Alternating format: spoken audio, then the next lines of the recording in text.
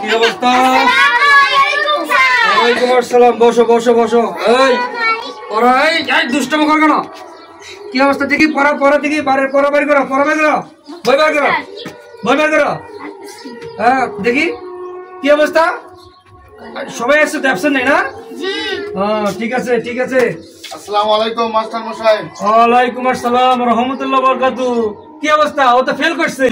Master মশাই, আমার মাইয়া ফেল করলো, অথচ যেগুলো কোশ্চেন আছে, প্রশ্নপত্র আছে, সবগুলো অ্যান্সার করতে পারে, সবগুলো লিখতে পারে, সবগুলো বলতে পারে, তারপরে কি জন্য ফেল করলো? ফেল করছে? ওই কি আমার কাছে তুমি আমার কাছে প্রাইভেট পড়ছিলা? না, প্রাইভেট পড়ে নাই, প্রাইভেট পড়ে নাই। এই যুগে প্রাইভেট না বললে কোন ছাত্র কি ভালো রেজাল্ট করতে পারে?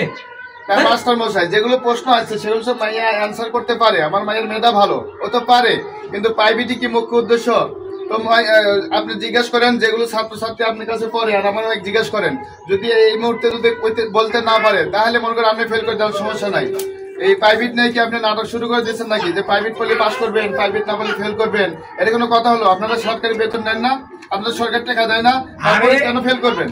আরে ভাই সব ঠিক আছে, যারা যারা আমার কাছে প্রাইভেট পড়ছে, এই যে সন্ধ্যায় পড়ে, সকালে পড়ে, বিকালে পড়ে, 3 বেলা করে সবাই পড়ে, এরা পাস করছে। ও প্রাইভেট করে নাই, পড়ে নাই, পাস করে নাই। প্রাইভেট ছাড়া আজকাল লেখাপড়া আছে হয়? ফেল করছে, আবার ওই ক্লাসে রাখেন, সমস্যা কি? তাহলে সরকার কি আপনাদের টাকা দেয় না? তাহলে ক্লাসরুমে আপনারা কি লেখাপড়া করান যে প্রাইভেট পড়তে হইব? প্রাইভেট হলো একটা এক্সট্রা মেধা দিতে হয় ছাত্রদেরকে। প্রাইভেটে এক্সট্রা মেধাটা আমরা যেভাবে যত্ন সহকারে পড়াই, এটা তো আর ওই ক্লাসে হয় না। বুঝতে চেষ্টা করেন আপনারা।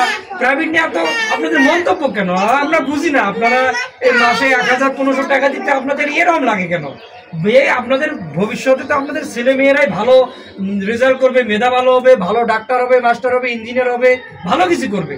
প্রাইভেটে দেন, এই মাসটাই প্রাইভেটে দিয়েছে। আমরা অল্প বেতনের চাকরি করি, আমরা প্রাইভেট দিতে পারবো না। কিন্তু এই বিষয়টা নিয়ে আমি যে দূর যাওয়ার দরকার আমি যাব, উপর মহলে যাব, সুপ্রিম কোর্টে যাব, হাইকোর্টে যাব, যেখানে যাওয়া প্রয়োজন সেখানে যাব।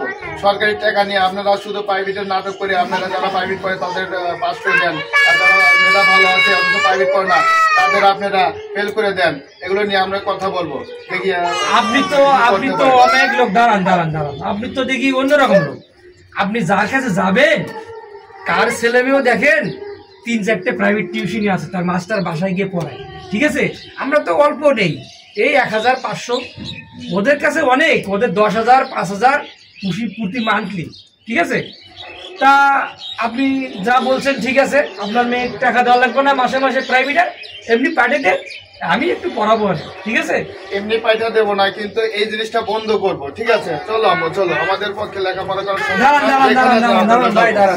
আপনি যাবো, আমি উপর মহলে যাবো। তো এই আপনি কিভাবে আপনি সরকারি প্রতিষ্ঠান খুলে বসে বসে কিছু করান লেখাপড়া করেন না? আসো আসো।